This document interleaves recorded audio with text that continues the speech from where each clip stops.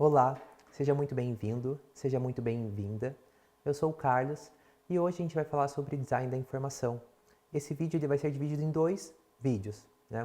Vai ter um recorte e nesse primeiro vídeo a gente vai falar sobre a parte conceitual do design da informação, do legal design, do visual law. E em um segundo momento, em um segundo vídeo, eu vou trazer exemplos práticos da aplicação do legal design e do visual law. Então a gente pode ver ali nos slides o tema, né? Design da informação aplicado ao direito, técnicas para a construção de peças jurídicas. E uma breve apresentação. Bem, você que me segue e não me conhece, vou me apresentar novamente. Meu nome é Carlos de Paula, eu sou advogado e professor, trabalho com direito administrativo, então eu acabo lecionando nessa área de direito administrativo, com foco em licitações e contratos. Além disso, sou pesquisador, trabalho com informação e sociedade e comecei essa jornada no mestrado em gestão da informação na UFPR. Hoje eu sigo como doutorando na mesma área. E esse tema é muito importante porque ele tem a ver com a minha dissertação e futuramente com a minha tese. Eu tenho pesquisado o design da informação aplicado nos sites dos tribunais e identificado quais são as barreiras informacionais que os usuários da justiça possuem ao adentrar nos sites, né? Então, feita essa apresentação e mostrando a relevância do tema, a gente vai começar a falar do design. Mas eu não posso falar do design sem falar antes das abelhas. E o que as abelhas e o design da informação têm a ver? Tem a ver com a questão da comunicação. A gente vai ver no conceito do design que o objetivo é facilitar a comunicação da informação com o nosso destinatário final. As abelhas, elas possuem uma comunicação invejável, muito pautada pela objetividade. A gente pode ver nos slides que as abelhas, quando elas encontram uma fonte, elas encontram o néctar, elas transmitem essa informação através da dança para as outras abelhas. E assim elas conseguem entender, né, que existe ali uma fonte de néctar que vai ser positiva ali para a experiência da colmeia, para poder gerar ali a sobrevivência, né, das outras abelhas. E essa dança ela é feita de forma muito objetiva. A partir da hora que ela começa a dançar, a outra abelha já sabe. Não existe aqui uma dupla interpretação, né? Mas isso é totalmente diferente da comunicação humana. Então, enquanto a comunicação das abelhas é totalmente objetiva, considerando até a complexidade humana, né? A gente possui muitas palavras e muitos entendimentos, a comunicação humana ela enfrenta a questão das ambiguidades, né? O mesmo gesto pode ter múltiplos significados. Então, uma palavra que eu utilizar, que eu escrever no meu texto, ela vai ter um significado diverso para cada leitor meu, né? Para cada destinatário da minha mensagem. Então, a gente tem que ter isso em mente quando a gente está se relacionando com os seres humanos, em qualquer segmento, para além do direito. Então, o nosso desafio é identificar essas vulnerabilidades, essas falhas na nossa comunicação e tentar trazer um significado que não seja ambíguo, né, para o nosso destinatário.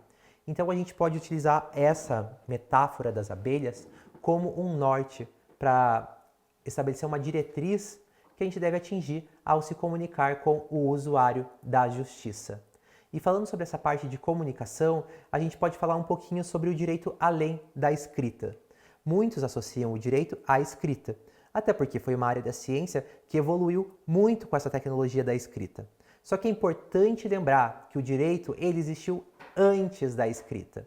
A gente tem exemplos aqui como o Código de Hammurabi, que foi feito na Mesopotâmia, entre 1792 e 1750 a.C., que ele já tinha ali a tutela da parte jurídica através de símbolos esculpidos em uma pedra. Essa pedra era a que garantia o acesso à informação pela população. E você vai lembrar desse Código de Hammurabi pela Lei de Talião, a famosa conhecida lei olho por olho, dente por dente. Né? A gente tem isso ali expresso. Para além dessa pedra, dessa simbologia que está no Código de Hammurabi, a gente tem os hieróglifos egípcios. A gente pode ver aqui no slide os ícones, né, a parte visual do Egito, que é muito forte até hoje no nosso inconsciente coletivo. E a gente vê que tem esses registros visuais. Os hieróglifos, eles já registravam, inclusive, decisões e normativas jurídicas no Antigo Egito. Então, essa ideia de que utilizar ícones e imagens é um uso exagerado, exacerbado, às vezes até ridicularizado no meio do direito, é um pensamento retrógrado, né? Bem, na verdade, no começo da comunicação humana, quando a gente se reuniu em sociedade, a gente já utilizava a iconografia, a simbologia, para poder se comunicar, né, com os nossos pares. E o direito agora ele está passando por uma mudança na sua forma de comunicação. Hoje a gente tem a questão da linguagem visual, a questão de utilizar recursos auditivos, inclusive recursos sinestésicos, sempre tentando promover essa melhoria na comunicação. E essa questão da comunicação multimodal, a gente pode pensar muito na evolução da sociedade, está muito atrelado a isso.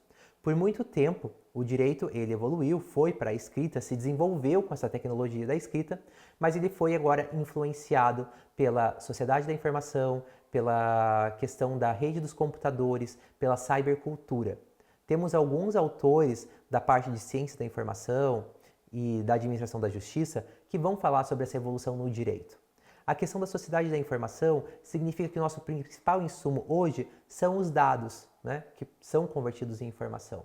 Então, se antes a gente tinha o petróleo, agora a gente tem os dados como um principal insumo e um principal caracterizador da nossa sociedade, a qual é toda interconectada por redes muitas vezes invisíveis que a gente não consegue ver, mas que nos conectam com outras pessoas em todo o mundo. E isso, né, resulta em uma nova cultura, marcada por essa questão da cibernética, essa cybercultura.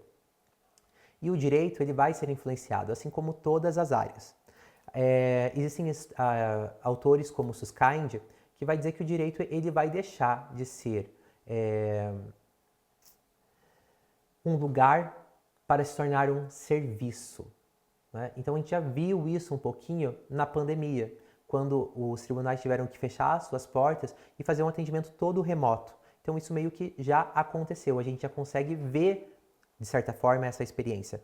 Claro, isso vai acontecer a longo prazo, mas a gente já consegue perceber que os serviços jurisdicionais estão caminhando para uma prestação mais digital. E eu trouxe aqui, considerando tudo isso nos slides, um meme para a gente poder pensar nisso. Ali a gente consegue ver, na parte dos slides, que existe uma equação matemática e como isso causa um constrangimento, né? Ali a gente fala, que inferno é esse? Eu odeio matemática. Eu particularmente também não gostava muito de matemática não era o meu forte. Sempre me assustou, sempre teve uso de letras, não era nada visual, a parte da hierarquia me confundia, eu sempre acabava me perdendo. Talvez porque eu sou uma pessoa que tem uma memória visual, uma memória fotográfica. Então, quando eu vi esse meme e eu vi ali o uso das flores, de ícones, para poder fazer a equação, eu consegui fazer a equação. Eu consegui, através ali da simbologia, das cores, acessar a minha memória e resolver com mais facilidade. Claro que fica mais bonitinho, porque é um apelo visual. O que a gente tem que fazer, então, com a nossa nova comunicação, com essa comunicação que a gente vai falar agora na sequência, multimodal? A gente tem que deixar ela mais apresentável e mais envolvente, para que ela possa realmente prender a atenção do leitor, né, da pessoa que está nos ouvindo, do nosso cliente em que a gente atende no nosso escritório. E vão existir várias formas da gente deixar essa comunicação mais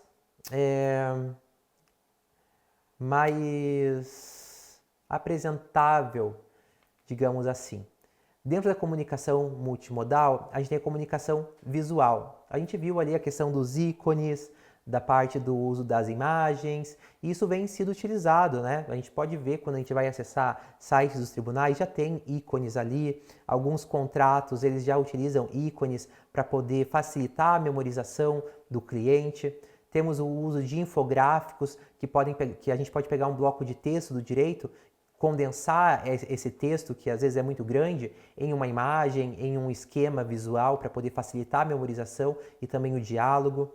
Temos a questão da comunicação auditiva. Agora a gente pode considerar também, para além da escrita, os nossos clientes, os jurisdicionados que possuem uma deficiência física auditiva. Ou até mesmo com a audição, a gente consegue fazer mais de uma atividade ao mesmo tempo e ir escutando um determinado conteúdo jurídico. É bem verdade que como advogados a gente tem que estar sempre se atualizando. Então a gente pode utilizar podcasts, audiolivros para ter acesso agora ao conteúdo jurídico. O conteúdo jurídico ele não é mais tão atrelado à escrita. A cada década que passa a gente percebe essa evolução, o quanto ele está se desatrelando totalmente da escrita. E claro, a gente também tem o uso de sinalizações sonoras para ampliar o alcance jurídico. E tanto é verdade, que a gente pode ver também nos sites dos tribunais, alguns sites, eles possibilitam, com o uso de sinalizadores, a acessibilidade das pessoas que têm também uma deficiência física auditiva.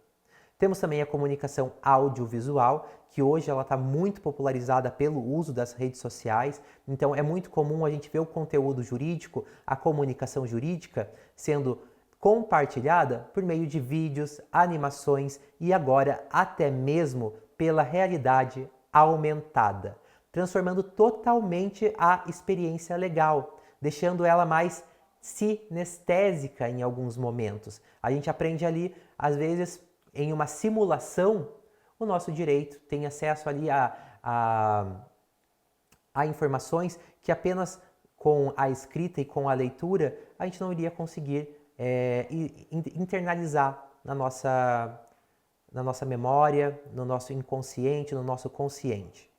E também temos a comunicação gestual, muito também atrelada à questão de acessibilidade para as pessoas que têm também uma deficiência auditiva, que não conseguem se comunicar e que precisam utilizar os sinais. E tanto é verdade que a gente pode ver em muitas palestras de tribunais já pessoas usando a linguagem de sinais. No site dos tribunais temos também a possibilidade de utilizar uma inteligência que vai mostrando o caminho através dos sinais, a trajetória ali, a execução das tarefas dentro do site. E antes de falar, a gente precisa também, antes de falar sobre o Legal Design, o Visual Law, a gente precisa saber o que é o Design da Informação.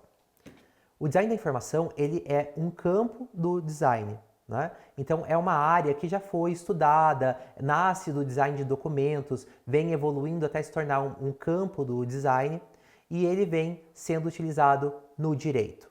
Então, qual que é a relação do design com o direito? Bem, o direito por si só, ele não cria ferramentas de design. Ele não cria as metodologias, né, os esquemas, as sistematizações que o design cria. A gente incorpora essas teorias, essas ferramentas para o direito. Então, a gente precisa dar o crédito devido a essa matéria, que foi a matéria que estudou o uso da hierarquia das informações, o uso das cores, e ela vai ter objetivos, características, ferramentas e preocupações. Então, para a gente entender, o design da informação é um grande guarda-chuva que vai comportar dentro dele o design legal, o legal design, o visual law e também a linguagem simples. Porque todo momento, toda vez em que tentamos transformar uma informação complexa em uma informação mais acessível, estamos utilizando o design da informação. Então vamos ver ali na tela quais são os objetivos do design da informação. Primeiro, reconhecer as necessidades informacionais dos destinatários. Essa premissa ela é básica, ela é fundamental. A gente vai ver ao longo da apresentação, isso vai ser reiterado, mas a gente vai ver ali na prática o quanto é importante a gente conhecer o nosso cliente, quais são as necessidades, quais são as barreiras que ele possui, quais são as vulnerabilidades sociais, afetivas, físicas que ele possui, para que a gente possa transformar esse conteúdo com eficiência, eficácia e clareza, que são objetivos do design da informação. Temos também a questão da interação. O design da informação ele pode ser aplicado em ambientes físicos ou digitais. E nisso, nessa questão da aplicação, a gente tem que pensar na interação do nosso usuário, do nosso jurisdicionado, do nosso cliente com o sistema em que a gente está projetando.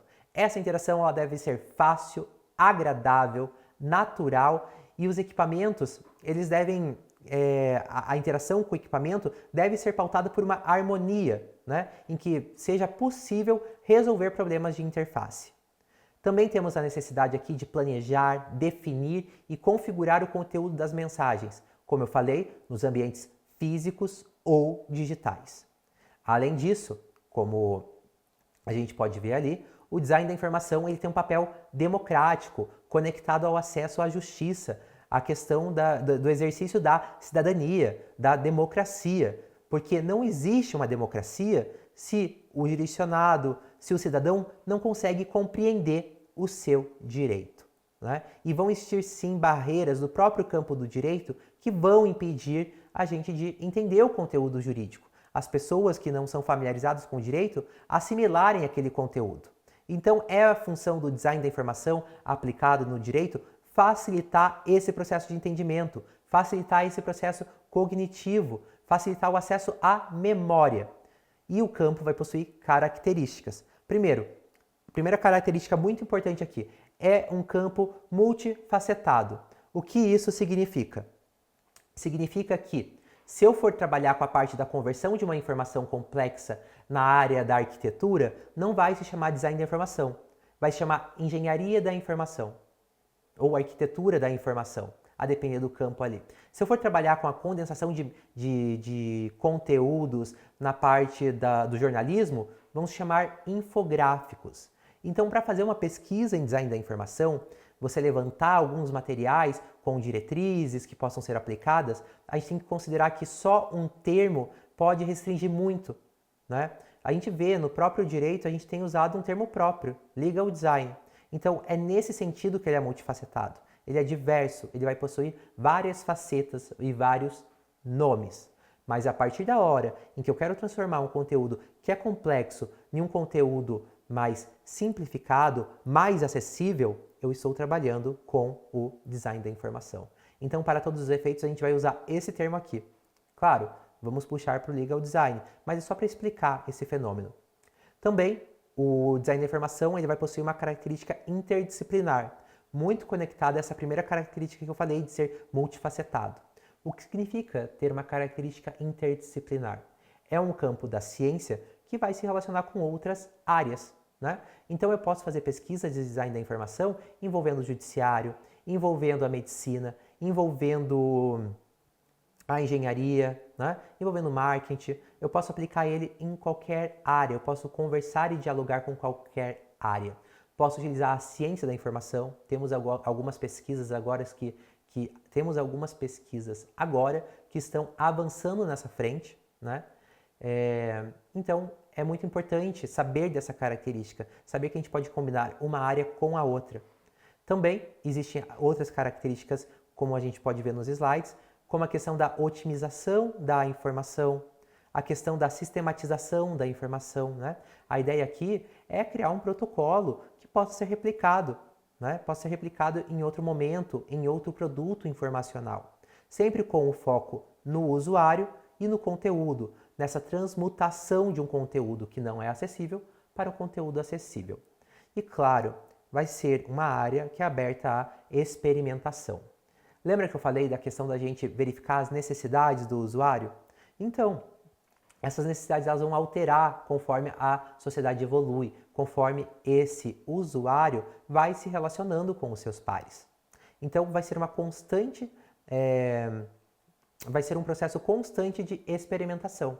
Às vezes uma coisa que está funcionando aqui para transformar uma mensagem já não vai mais ser interessante. Eu tenho que adotar uma outra abordagem, talvez visual, talvez mais cognitiva, né? Então é importante a gente saber que é um campo aberto, ele não vai ser um campo fechado. Ele é muito associado à arte, não deixa de ser uma arte. Então a gente pode experimentar à vontade. Também temos as questões das ferramentas. Eu trouxe aqui a questão do uso das palavras, imagens, gráficos, desenhos, infografia e tipografia, né? Foi muito pautado em autores clássicos do design, mas hoje a gente também tem os recursos que são audiovisuais. A gente falou sobre a questão da comunicação multimodal. E vamos ter aqui algumas preocupações. Preocupações com questões de usabilidade, o uso, né, daquele produto informacional e questões de experiência do usuário. E é importante a gente não confundir esses dois conceitos. O uso é diferente da experiência. Eu posso utilizar um artefato informacional e ter uma experiência péssima, mas eu também posso utilizar um artefato informacional e ter uma ótima experiência. Então, são preocupações que se conectam, mas são totalmente diferentes. E claro, aqui no esqueminha que a gente pode ver nos slides, tem ali os créditos. Eu fiz esse levantamento do design da informação, verifiquei quais eram as características através da minha revisão da literatura. Então eu posso falar com muita clareza que a gente tem aqui um quadro bem amplo sobre o design da informação. E agora a gente vai falar um pouquinho sobre o legal design. O legal design ele não vai fugir em nada do que eu acabei de falar, né? A gente vai ver que é realmente o design da informação aplicado ao direito. Eu trouxe aqui um conceito que foi condensado de 2 autores e eu vou falar aqui rapidamente. O legal design é uma forma de tornar o direito mais fácil de entender e usar. Ele combina técnicas de design e comunicação para organizar documentos e sistemas jurídicos de maneira mais clara e acessível. O foco é criar materiais visualmente amigáveis, bem organizados e adaptados às necessidades do público, garantindo que qualquer pessoa consiga compreender melhor as informações jurídicas. E eu acho que aí a parte mais importante do nosso conceito, garantir que qualquer pessoa consiga compreender as informações jurídicas. Eu trouxe um exemplinho aqui nos slides, a gente vai ver agora, da aplicação, né, do legal design. Era uma proposta de uma atividade no doutorado, em que a gente teria que pegar um artigo acadêmico do direito e transformá-lo em algo mais visual. Era para fins de estudo. Então, eu já falei sobre a questão da gente conhecer o nosso público quando a gente vai aplicar o design da informação, mas é importante também analisar o contexto. Esse contexto aqui é um contexto de estudo. A gente não está fazendo essa proposta em uma peça jurídica, né, perante um tribunal. Até porque a gente vê que eu consigo aqui aliar o que está escrito no texto com o uso de memes ali relacionados à cultura pop.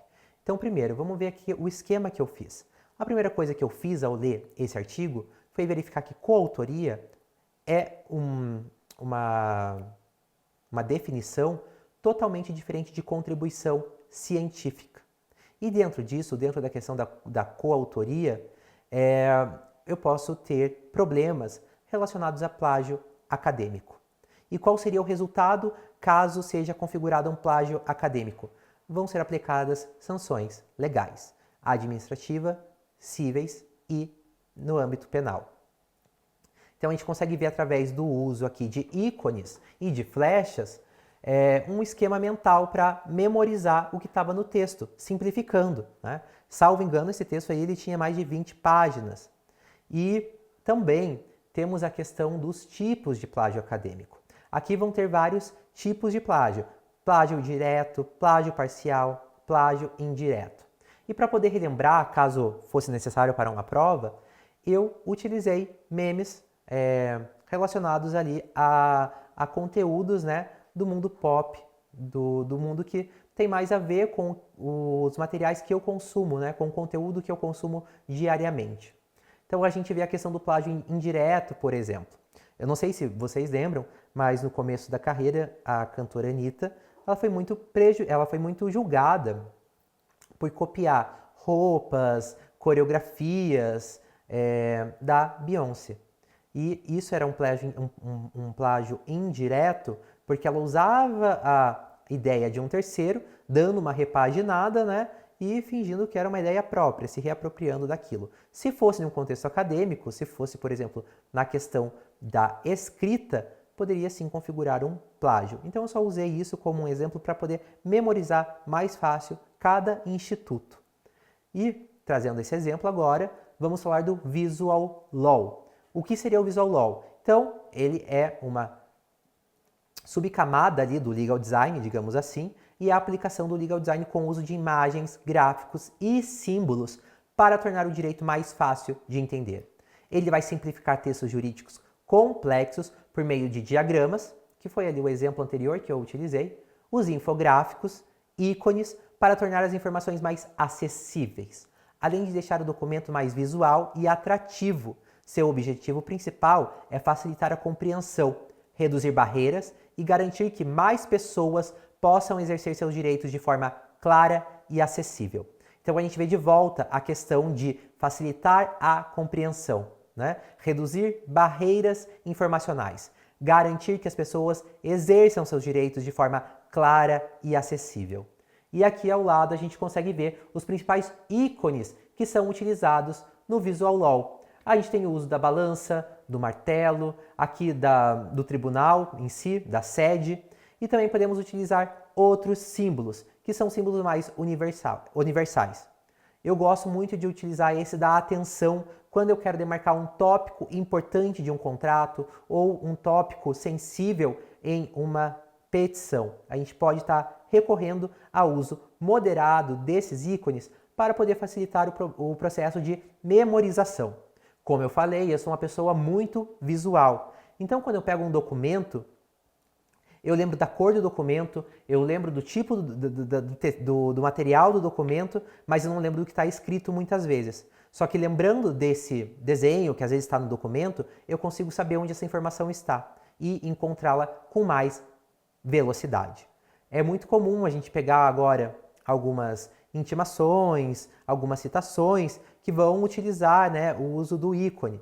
E a gente vê por meio de relatos que a pessoa lembra, olha, eu sei que vai ter uma audiência porque eu vi um computadorzinho naquele documento jurídico. Ela vai lá no computador, acha, né, com mais facilidade. Acaba, né, lembrando da parte visual. Então é uma ferramenta para facilitar também a memorização.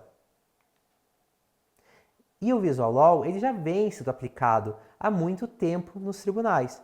A gente tem o uso de imagens, né? Principalmente imagens fotográficas, na questão das reportagens, justamente para aproximar o jurisdicionado do tribunal, né? Para deixar claro que ele pertence ao tribunal através dessa aproximação com imagens, para a gente ver exatamente o que está acontecendo, deixar mais transparente. Então a imagem ela tem essa função, para além do texto. É uma outra forma de estímulo. E temos também os infográficos. Os infográficos eles são mais complexos do que as imagens. Eles são um compilado de informação. Aqui eu tenho um exemplo do Tribunal do Rio Grande do Sul. A gente tem o regimento interno com as divisões, né, das câmaras dos tribunais. Aqui no infográfico, o próprio tribunal ele condensou, né, esse regimento em uma imagem para a gente saber como é dividido.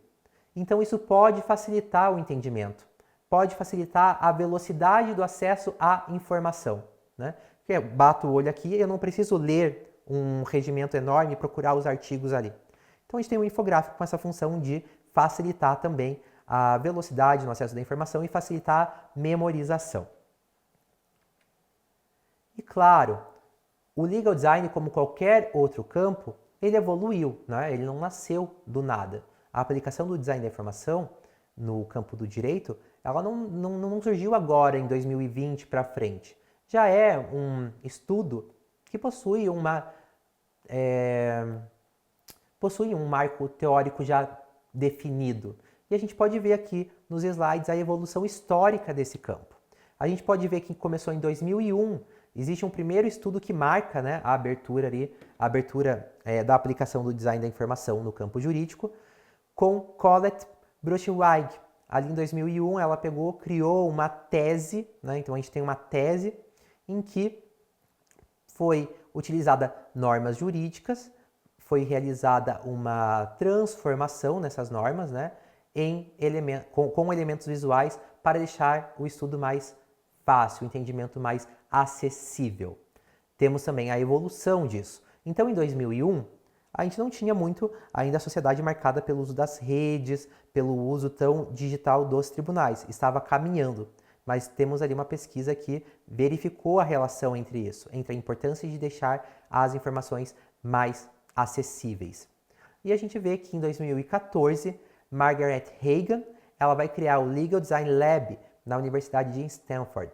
Então, a Hagan, tive acesso a um artigo dela quando eu comecei a estudar sobre esse tema, ela vai fazer uma crítica muito importante sobre o sistema do judicial, que é a questão que todos os artefatos informacionais projetados pelos tribunais são para advogados.